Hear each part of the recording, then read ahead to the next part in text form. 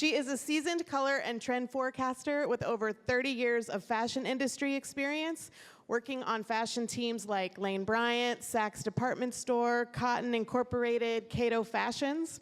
She's currently a color committee member on the oldest color forecasting group in the U.S., the Color Association of the United States, which started in 1909. She's also a professor at UNC-Greensboro in the Consumer, Apparel and Retail Studies department, where she teaches students all about the world of fashion and textiles. Let's welcome Ann Wood. Let's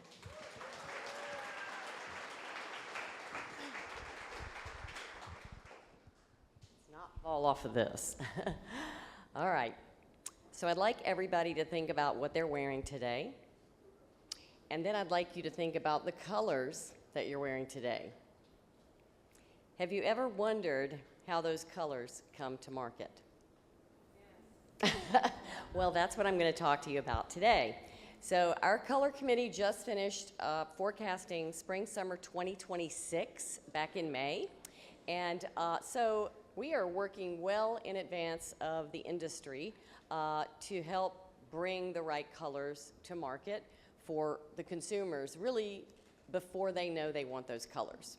So let me talk to you a little bit, I'm going back to the color wheel because, as Emily said, this is very important to understand how the color industry works and how the fashion industry works with color. It's not all devil wears Prada, I'm here to tell you that. There is science, but there's also intuition. So we do work with the color wheel, and I point this out because there are a lot of different historical perspectives, but today's industry works with the most recent iteration, which is the Munsell color system. And so this is what we use to evaluate color. It's all based on the Munsell color system. Now, it's not the only color system out there. There are many color systems used in fashion. This is how companies match their colors to standards that they use to send all over the world when they're dyeing up colors. Here we have an example of two different systems that are out in the marketplace today. Coloro, which is based out of China. It's used by the largest color forecasting organization in the world called WGSN. And then on the right you have our Chroma, which is a system that has over 7,000 colors, both cotton and polyester. We use this, I've used this in the industry. We also have this at our university, so we teach our students how to work with color standards. But there's many others. Our Chroma is interestingly based in North Carolina, right in Charlotte. And there's also CSI, not crime scene investigation, but Color Solutions International, which is also based in Charlotte. And that is used by Nike. They dye all their standards up right in Charlotte from the Nike organization. But these are just a few. There are others as well. So what happens every season is any team that's developing product, no matter what, whether it's a designer or CAUS, it really doesn't matter. They are working with color services around the globe.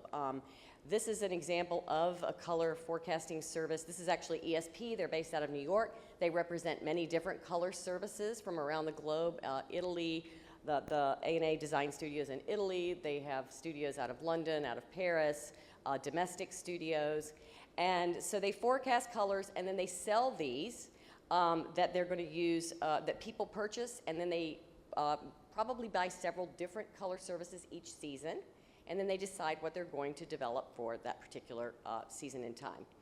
And just like our committee, we forecast twice a year. We put out a color card that we sell to the industry, and then they can use that to help determine their decisions for whatever products they're developing. So we have a couple of secret weapons in the industry. We have, first of all, we have the spectrophotometer, which is used extensively in the fashion business to help make sure that colors are consistent no matter what you're dyeing up. So if you're wondering how Nike can always manage to get those NFL colors correct, no matter what team you're talking about, they're using the color spectrophotometer. I'm going to tell you a little bit about that in a second. And the light box is also the other secret weapon we have. This is the way we evaluate colors under different light sources to make sure that when you buy something in a store and you walk outside or you go in your house, the color doesn't change too dramatically.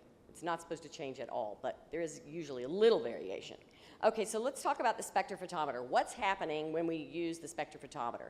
It's creating what's called a QTX file. And now we're going back to the Munsell system, because when we talk about color, I know everybody thinks that Miranda Priestley knows how to talk about color, but when we're in the industry, we talk about color in 3 dimensions that our first speaker mentioned as well. So we talk about the color wheel, so around the circle, think 3 dimensions. Color wheel around the circle, the value light to dark is up and down, and then the inside the circle to the outside of the circle is the chroma, or the saturation. So dull to bright, light to dark, or in the spectrophotometer, we only use 4 quadrants, yellow, red, green, and blue. So that is all we use to talk about color when we're talking technical, the technical side. Okay, but I gotta jump into the fun stuff, which is color forecasting. And I know I'm at time. I'll keep going. So this is, okay, actually the last slide. So what is color forecasting? What do? We are trying to capture the zeitgeist, which means a lovely German word, the spirit of the times. And as color forecasters, we're curious. We're looking at a lot of different aspects of the world, culture, and in these days we use WGSN. It's called the STEPIC method. So it's society, tech, environment, politics, industry, and creative. So we're looking at art. We're looking at what's going on in movies. We're looking at music. We're looking at everything. And we're trying to come up with themes that work for colors moving forward into the next year, okay? So I'm just gonna leave you with a little bit of our fall 2025. We came up with 5 worlds, and I should say I brought all of my most recent seasons, except for spring 2026, because even though we forecasted it, it's not done yet. So I do have all the way up through fall 2025 that you're welcome to look at. I'll be outside afterwards. And so we had developed 5 different worlds for fall 2025. This is one of them, the spiritual world, very soft incandescent hues. If any of you are familiar with the Pantone color of the year for 2024, it's peach fuzz, right? So this very soft apricot. So moving forward, we see those types of hues continuing, but you'll notice there's not an apricot on here, but they're very much in the same level of color. And there's also a really fun silver as well. So I'll just leave you with the thought that color impacts our world. What we wear is what we're experiencing in life, and life is too short to wear only beige. Thank you.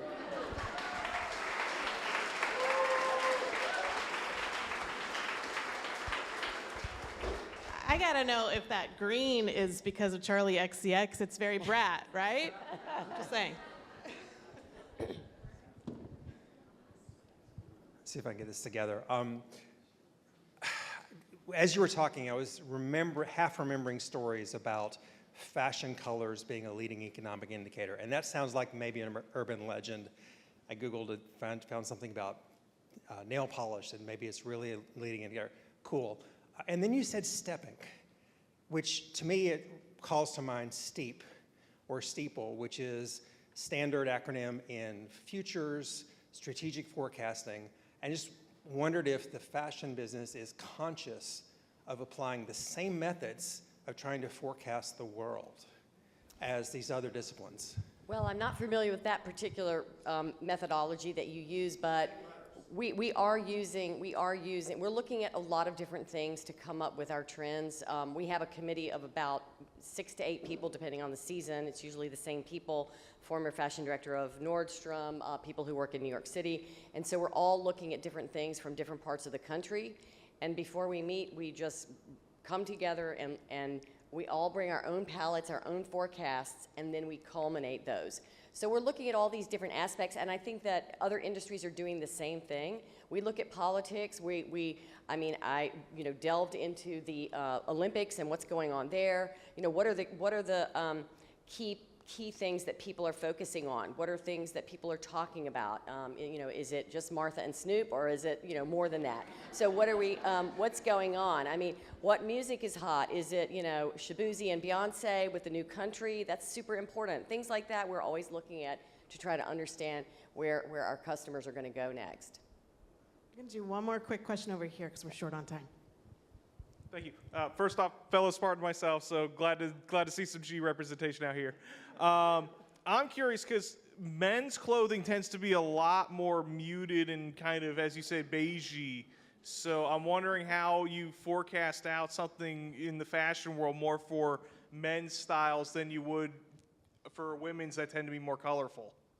Well, actually, the men's market is getting really interesting because those never wear this color or don't wear whatever all those rules went out the window. And I think that the men's market is really, really exciting, an exciting place to be and to design right now.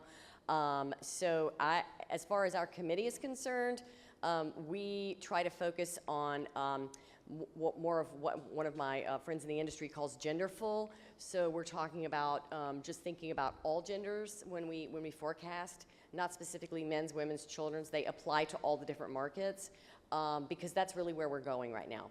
So, but that's a great question. Thank you. Ann Wood, everybody. Thank you.